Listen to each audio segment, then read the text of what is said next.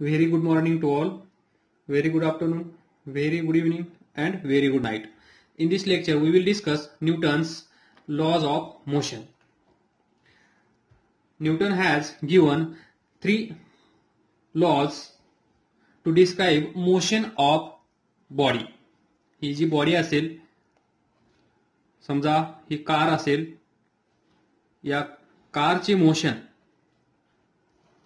Describe करण्यासाठी न्यूटनने आपल्याला तीन लॉज दिले आहेत. 3 laws of motion. That is, Newton has given 3 laws to describe motion of bodies. These laws are known as Newton's laws of motion. त्यालाच आपण म्हणतो Newton's laws of motion. Newton's laws of motion give the Newton's law of motion पाहिल्यानंतर आपल्याला सर्वात अगोदर भेटते ती precise definition of force, and second benefit, that is relationship between the force acting on this body. ही जी car असेल, या कारवर समजा आपण या डायरेक्शन मध्ये फोर्स F अप्लाय केला, एक्झर्ट केला, तर हा फोर्स आणि state of motion of this body acquired by this car or body. हा आहे फायदा न्यूटन्स लॉज ऑफ मोशनचा. पहिला, precise definition of force.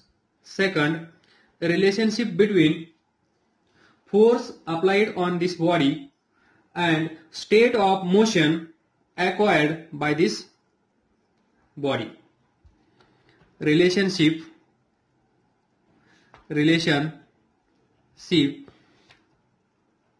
between force on body and state of motion. State of motion म्हणजे ही body rest असू शकते किंवा ही बॉडी मोशन मध्ये असू शकते. That is state of motion. ती बॉडी मोशन मध्ये आहे की नाही ते. Relationship between force on body and state of motion. तर आपण स्टेप बाय स्टेप हे लॉज पाहूया. Very first, Newton's first law of motion. Newton's first law of motion. We know that some of the bodies like car or any stationary body are at rest, that is, they are stationary, whereas other are in motion. म्हणजे काही body R at rest आणि काही bodies are in motion. Newton first law describe the behaviour of such bodies. ज्या body stationery आहेत, ज्या body रेस्टला आहेत, ज्या body motion मध्ये आहेत, यांचं behaviour. That is, Newton first law describe the behavior of such bodies which are in a state of rest or state of uniform motion. म्हणजे ही बॉडी असेल, ही बॉडी मोशन मध्ये असू शकते, ही बॉडी रेस्ट ला पण असू शकते. या बॉडींचं behaviour, that is Newton first law of motion काय सांगतो, या ज्या बॉडीज आहेत, ज्या बॉडी मोशन मध्ये असतील किंवा काही बॉडीज रेस्ट असतील, त्यांची मोशन, जर या बॉडीज म्हणजेच state of rest or state of motion, and this motion should be in straight line. जर ही बॉडी मोशन मध्ये असेल तर ही बॉडी स्ट्रेट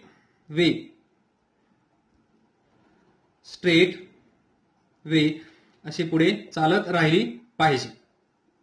जर ती स्टेशनरी असली तर मोशनचा सवालच येणार नाही. ती एका जागेवर बसून ओम नमः शिवाय म्हणत असेल.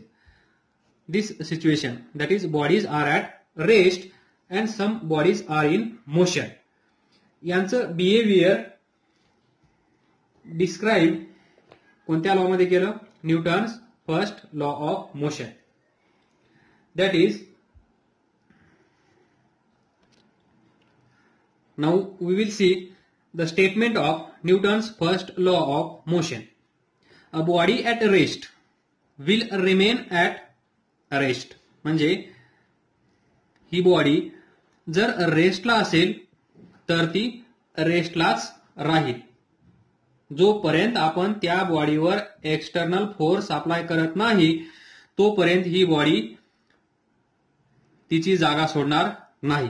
याचा अर्थ a body at rest will remain at rest and a body in motion will remain in motion. जर ही बॉडी मोशन मध्ये असेल, तर ती फॉर एव्हर मोशन मध्येच राहील.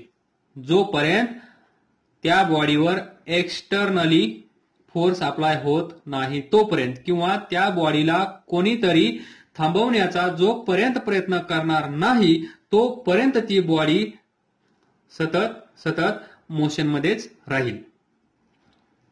A body in motion will remain in motion in straight line with uniform motion. Condition पहा, straight line with uniform motion unless, जे इथे मी सपोर्टिव्ह स्टेटमेंट केलं, इथे पण सपोर्टिव्ह स्टेटमेंट केलं, ते it is force to change its state of rest. म्हणजे जोपर्यंत आपण या बॉडीवर फोर्स अप्लाय करत नाही तोपर्यंत, म्हणजे ही बॉडी रेस्टला आहे. जर या बॉडीवर मी इकडून F न्यूटन फोर्स अप्लाय केला तर ही बॉडी या डायरेक्शन मध्ये चालली जाईल. पण जर या बॉडीवर मी फोर्स अप्लाय नाही केला तर ही बॉडी याच ठिकाणी बसून राहील, याच ठिकाणी स्टेशनरी राहील, that is at rest. Second, it is force to change its state of uniform motion. जर ही बॉडी पहा, Newton's first law of motion comprises two parts, first part and second part. तर फर्स्ट पार्ट म्हणजे this line and this. Second part म्हणजे this second line. तर पहा, one by one, body at rest will remain at rest unless it is forced to change its state of rest. म्हणजे force to change its state of rest, जोपर्यंत आपण याच्यावर force apply करत नाही, force exert करत नाही, कुठली जादू होत नाही तोपर्यंत ही बॉडी तिची जागा सोडणार नाही. म्हणजे जर ती स्टेशनरी असेल तर ती स्टेशनरीच राहील, जर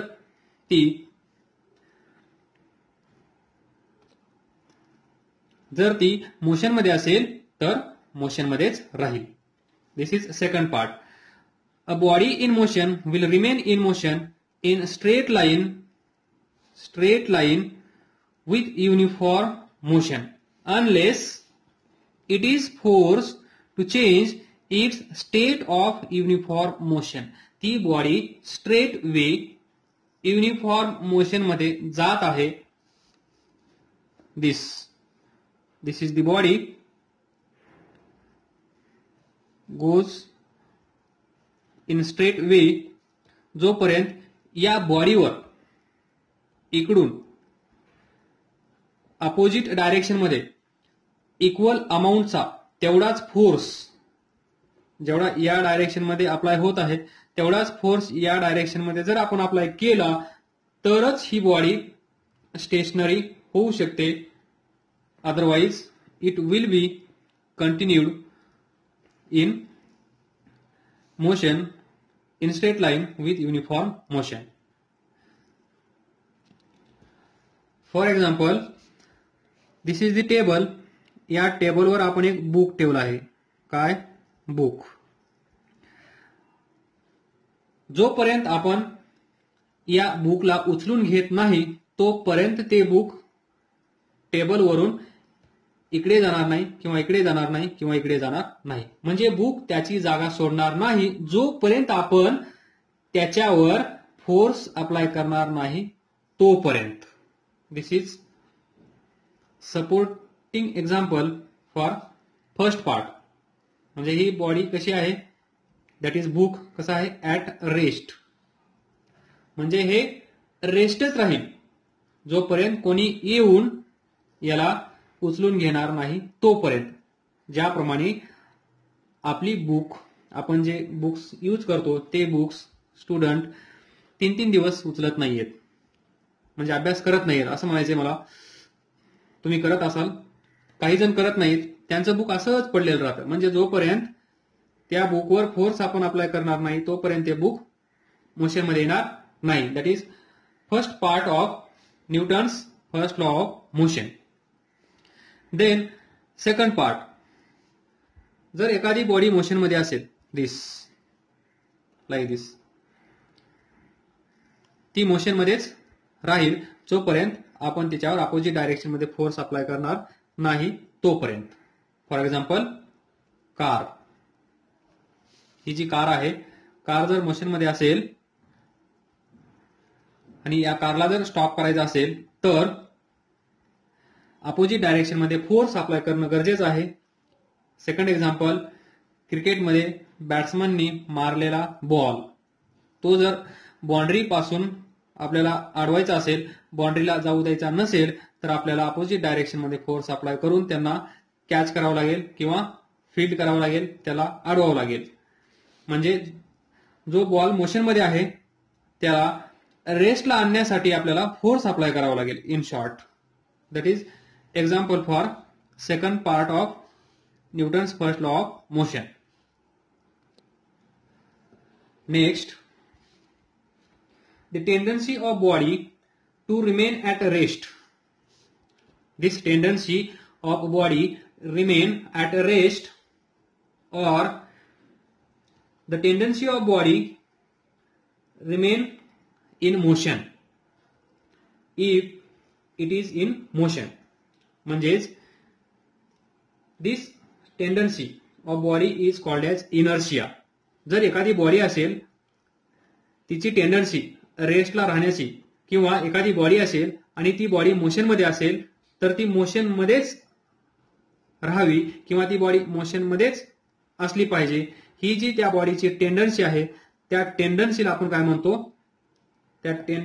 म्हणतो, inertia. That is tendency of body at rest. I will define it in another way. Tendency of body. If body is at rest, then it will try to remain in motion. Try to remain at rest. The tendency of body. If body is at rest, then it will try to remain at rest. If body is in motion, then it will try to remain in motion. This tendency stationary असेल तर stationery, मोशनमध्ये असेल तर मोशनमध्येच ती राहील. ही जी tendency आहे त्या बॉडीची त्याला आपण म्हणतो इनर्शिया. हे तुम्ही पाहिलं असेल. What is inertia? Inertia is a tendency of body. If this body is at rest, then this body will try to remain in rest position. And if body is in motion, जर ती body motion मध्ये असेल, then this body will try to remain in motion. जी stationary आहे ती stationery, जी motion मध्ये आहे ती मोशन मध्ये. ही जी टेंडन्सी आहे म्हणजे जोपर्यंत त्यांच्यावर कोणी येऊन थांबा किंवा पळा असं सांगत नाही तोपर्यंत त्या बॉडीज त्याच स्टेटमध्ये राहतात आणि त्याला आपण म्हणतो inertia. That is Newton's first law recognise that every body has some inertia. आणि न्यूटननी काय सांगितलं? प्रत्येक body according to Newton's first law, according to Newton first law, every body has its inertia. म्हणजे प्रत्येक बॉडीकडे इनर्शिया असतो, आपल्याकडे पण असतो. जर आपण बसलो तर बसूनच राहतो आणि आपल्याला जर आता चालायची इच्छा झाली तर आपण चालायला पण लागतो. That is inertia. Every body has its own inertia. That is how to define inertia. Inertia is that property of body. ही जी बॉडी असेल, inertia is that property of this body due to which it resist or it opposes a change in its state of rest or state of uniform motion. तर पहा, inertia is that property of body due to which it resists a change in its state of rest or state of uniform motion. म्हणजे एखादी body रेस्टला असेल किंवा ती uniform motion मध्ये असेल तर ती बॉडी काय करत असते पहा.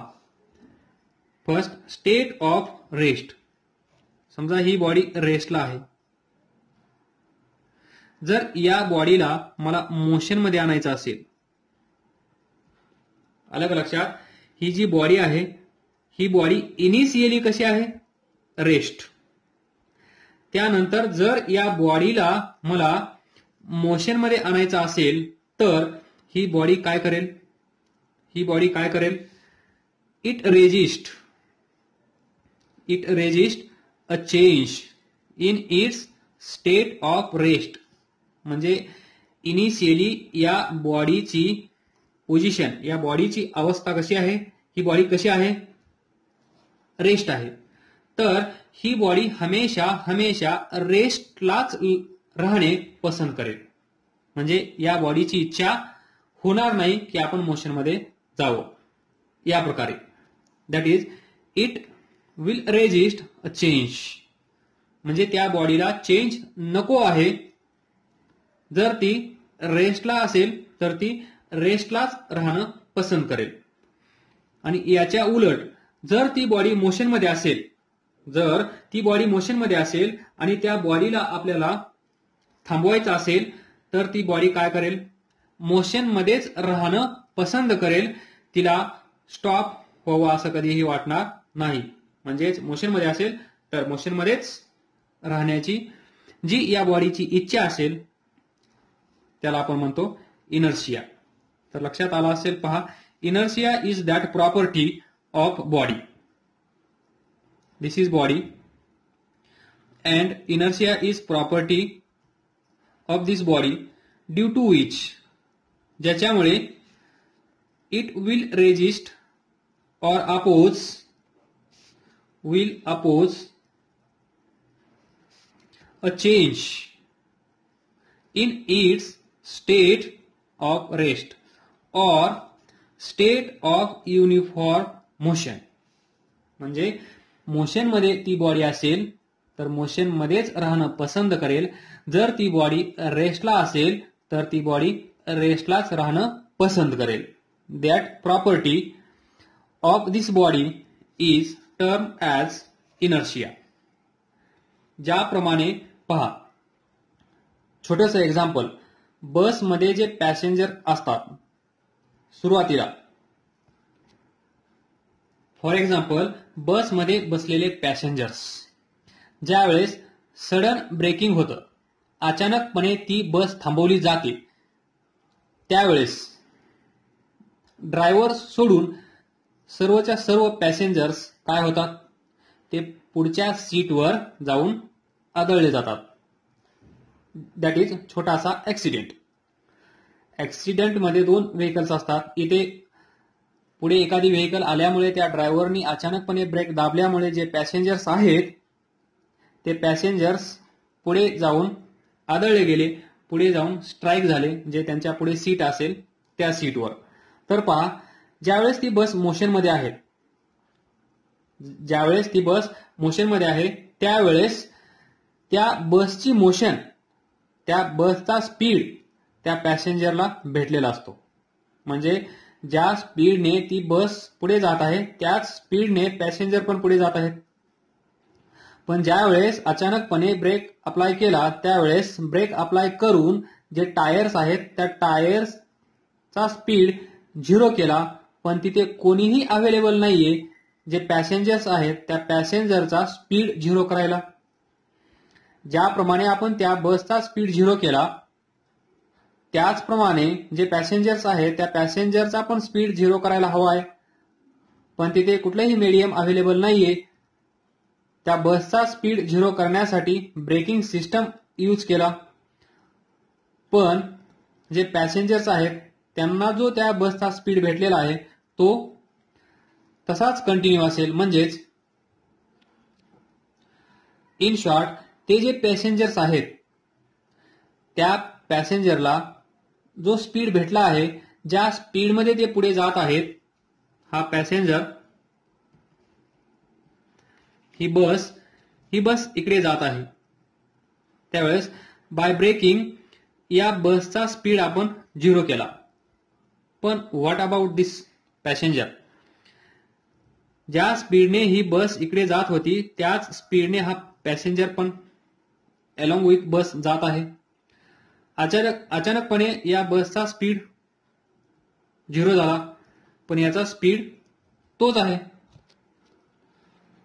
म्हणजे हा पॅसेंजर त्याच स्पीडने पुढे जाण्याचा प्रयत्न करत असेल, त्याच स्पीडने तो पुढे जाण्याचा प्रयत्न करत असेल, तो थांबणार नाही. म्हणजे त्या पॅसेंजरची जी स्टेट आहे ती कोणती आहे? स्टेट ऑफ युनिफॉर्म मोशन आहे.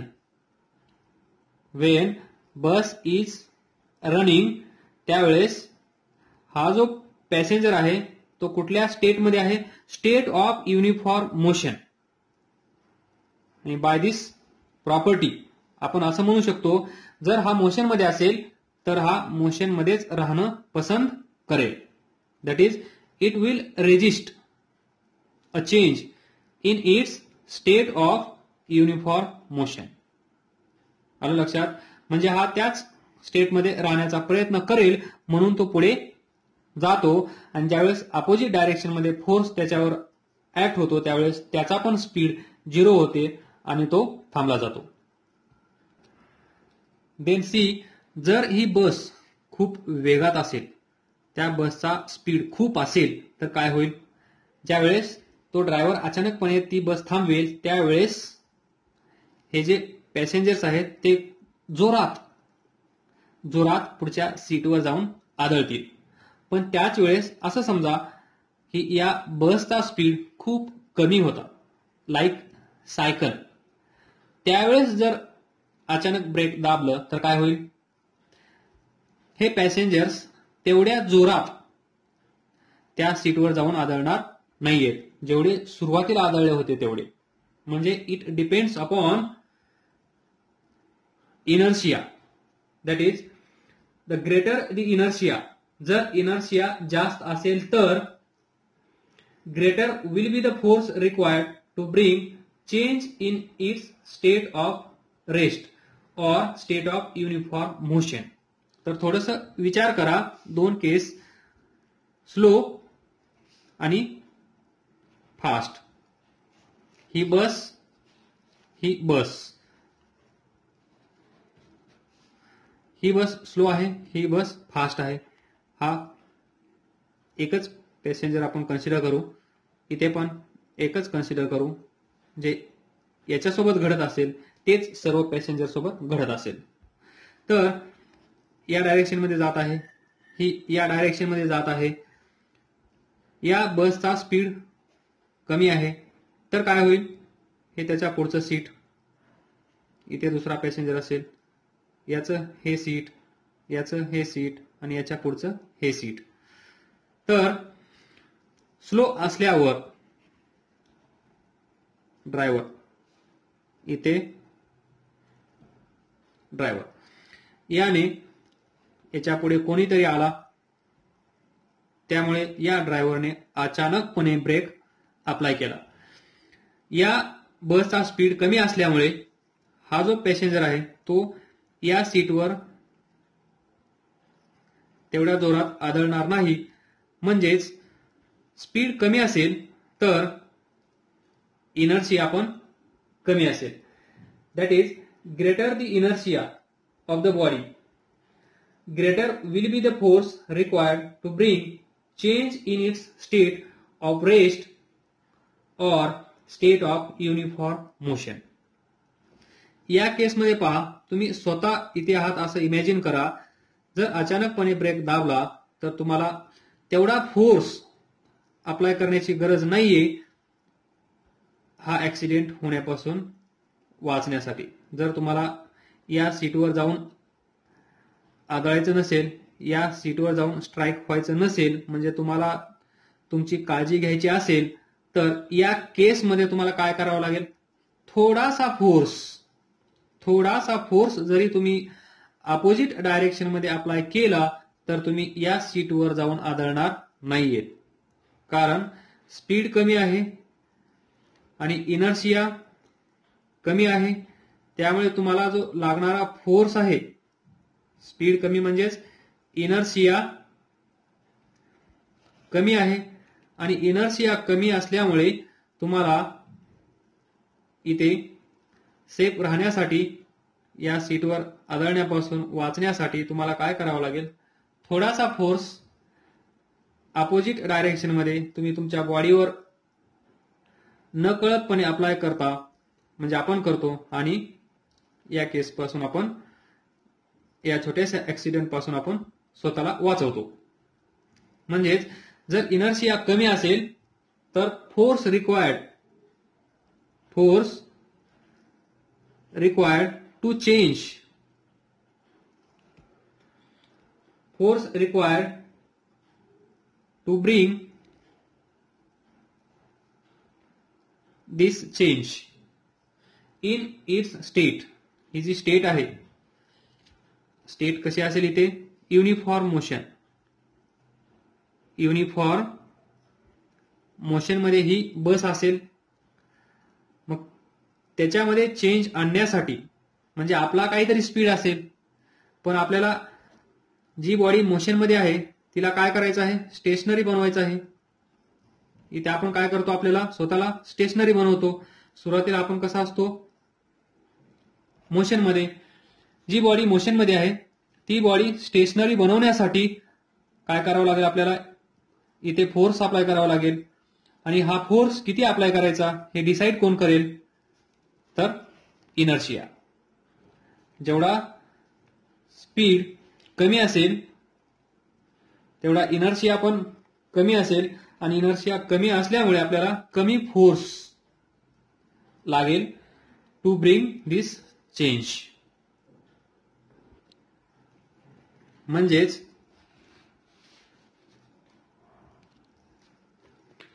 greater the inertia,